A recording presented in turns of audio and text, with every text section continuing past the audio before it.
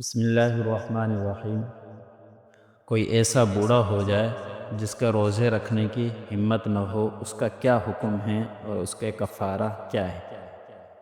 इसके अंदर शरई मसला ये है कि कोई ऐसा शख्स जो रोज़े न रख सकता हो, न रमज़ान मुबारक के महीने के अंदर और न ही रमज़ान मुबारक के महीने के बाद उसकी कभी भी हिम्मत न हो रोज़ा रखने की, तो फिर उसके लिए उसका कफ़ारा अदा करना से रोज़े की अदायगी हो जाएगी कफ़ारे से।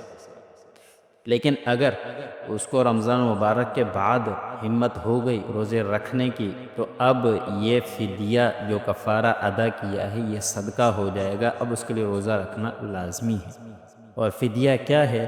वो एक सदक़तुल फ़ितर की मिक़दार है। फिर चाहे तो सारे 30 दिनों की एक शख़्स को दे दे या अलग अलग शख़्सों को दे दे, कफ़ारा अदा हो जाए।